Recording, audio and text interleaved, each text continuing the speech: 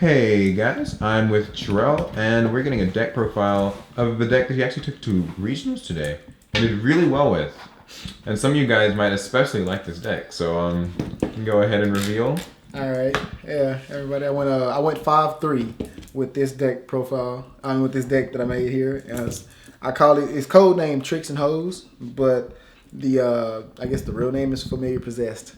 And it's Charmers. disproving some naysayers, isn't it? I didn't make it to disprove naysayers. I actually made it because I had a dream about it and it felt good. And also for one of our specific subscribers out there who is a diehard fan, so I feel like if this is what you want to do, baby, then you go for it. And I'm supporting your dream. Yeah, let's see this. All right. First, you got double Uriah. All of them, none of their effects matter. Just to be honest with you, none of their text matters except for their attribute and their attack and defense. Nothing else on this card matters. That's all, the attribute and their stats. So anything else on this card, who gives a damn? All right. But they're all spellcasters. I run 2 water, 2 dark, 2 wind. And actually, it's not even water. It's area, but it's a water, and they got dark and wind, what the fuck ever. But anyway, and I also run 2 Aussie, the earth. And that's it for the Familiar Possessed. That's 8 of them. I run triple Gigabyte, which is so racist in so many ways. But anyway, anytime Gigabyte is destroyed, it lets me bring out another monster with 1500 attack and 200 defense. There's not many out there, but it's enough for what it does. It can bring out another Gigabyte, and I can only control 1 Gigabyte at a time. But Gigabyte helps me bring out the Inari Fire. Inari Fire says whenever it's destroyed by a card effect on the next standby phase, I can special summon it. I can only control 1 Inari Fire.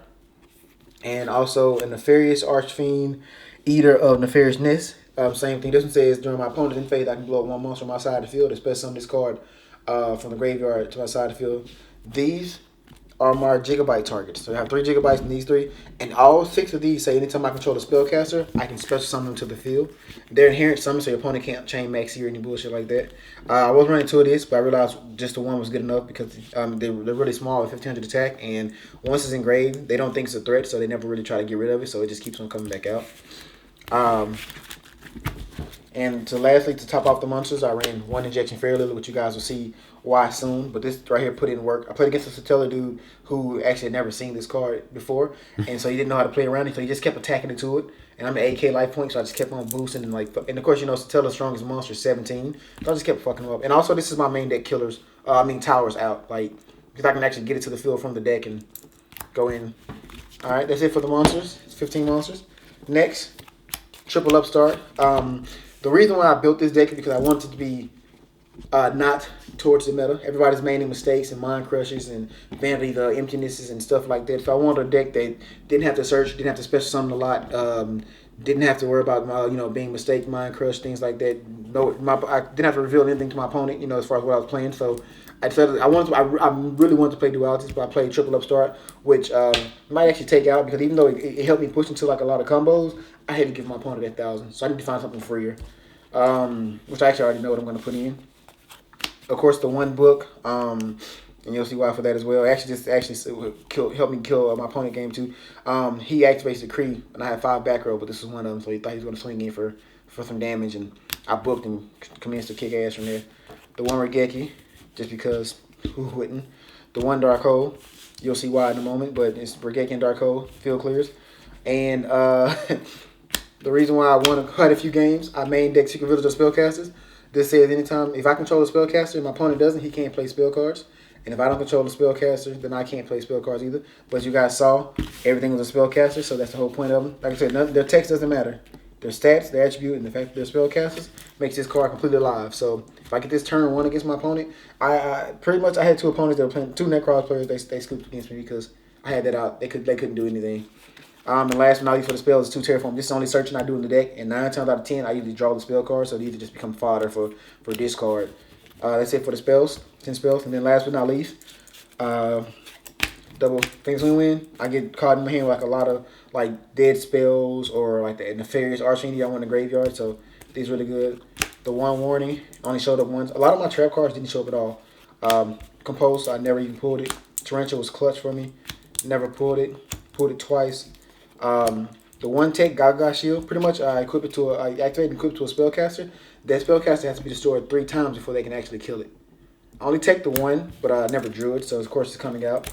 Double Mirror Force, probably gonna go to 3 because I only saw him like in 2 matches, literally. Double main deck Mistake because everybody searches, and this helped me kill a Satella player, a Clee player, and a Necros player. So like it's the meta. Once again, I want to make sure my deck wasn't hurt by the meta, and I can also play against the meta. So main deck 2, and then last but not least, triple Unpossessed.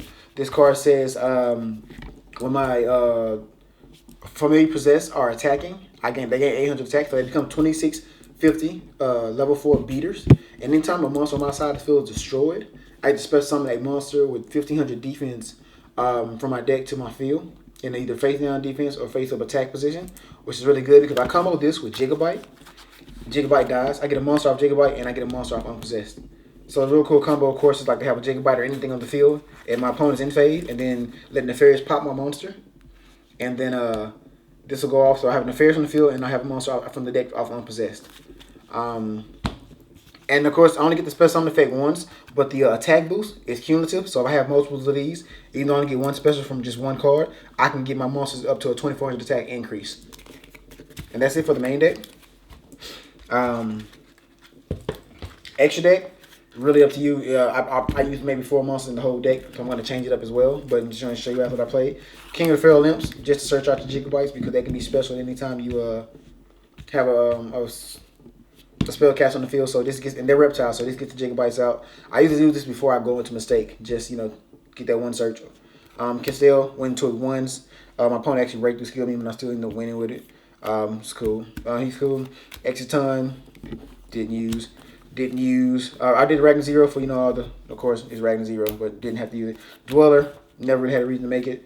This actually won me a game with Satella Knights. Game 1, he actually got both Vegas in the graveyard first turn, and I just hit for some damage and didn't trust I don't like Trevor and shit like that, so I just made this on main phase 2, banished both fucking Vegas, set an Unpossessed. He attacked into this. I got one of my familiar possessed monsters out. He had no Vegas. He could never Trevor or Deltros me, so I just kind of went in with 2650 from that point on. Diamond Dyer, never made it. Another one of my outs, the Killer, never made it. Just a spell. It's only done there because it's Pierces and it's a spellcaster, and I need spellcasters for the Secret Village, but I never made it. Made Cowboy once, never made Emerald. This is Deltros, of course, because I can make it, but I never played a dark deck that I actually I never played a dark deck and actually was able to get this off. I got 2-0 by BA, but I never had a chance to get it off. And of course, the reason why is because I run the Deltros because of the diamond. And then of course I run Crazy Box, and you'll see why, because my side deck. It's just 3K beater to sit out there, and also run Mr. Crab King because he's also 3K beater if I need him to be. That's extra deck. Alright. Then inside, triple MSC. If you guys saw, I didn't main any, but you got to do triple because at some point back row's an issue. Crazy thing is, outside of the one Clee player that I played, I never regretted not maining these. It was okay. Me not maining these did not hurt me at all. I never regretted it. So it was a good meta call. Double Maxi might go to triple. It worked against the Tellers, but I mean, if I don't draw it soon enough, it becomes dead at that point. But it was cool. The third mistake, which is probably coming out, I never needed more than 2 mistakes. 1 mistake was always enough because most people didn't main MSCs in this format. They always side, and by that time, game 1 was all mine because of this. The D-Fissure, which in my stupidity, I forgot to put in macro. So D-Fissure, which I sided into, and which actually helped because it forced my opponent to have to use the MST on this instead of the Secret Village. Triple Debunk, because it's Debunk. No hand effects, no grave effects. Double Defusion because actually Shadal's is my worst matchup because they're all fucking spellcasters. But I never played one Shadal. Double Imperial Iron Wall. Everything likes to banish and do other bullshit, not having that. And the MVP of the side deck was Skill Drain. Like I said, my monsters don't need effects. None of these monsters need effects. These work off field. These are just beaters. And everything in the deck has effects. So Skill Drain was the reason. I go into Skill Drain. I Skill Drain my Selenite player. He sold charged for 4 monsters and still couldn't beat me. So I wrote this out to victory, and so many people they had to play around it or play with it because they couldn't get away from it. And I just had 2650 or 3450 beaters on the field that just raped. Actually, I'm going to make quite a few changes to this because now that I see how the meta's working, I know how I can adapt to it and make the deck even funner. But like I say, I'm proud of what it did. It's a tier 9 deck, and I went X3 with it. I went 5 and 3 with it at the regionals. So yeah, and It's not because I don't think I did well, like as well as I did because the meta's new. I think I did as well as I did because the deck is well put together and it has a lot of outs and it stops a lot of shit that is in the format. And it's going to be in the format for the rest of for the remainder of the months. All right, that is the profile. I hope you guys enjoyed it, especially one particular subscriber. And yeah, this was just great. Leave comments on what you guys think. You can argue about it in the comments because I know there will be arguments. And Haters gonna hate. yeah, give it a thumbs up, subscribe for more Yu-Gi-Oh, and we will catch you guys later.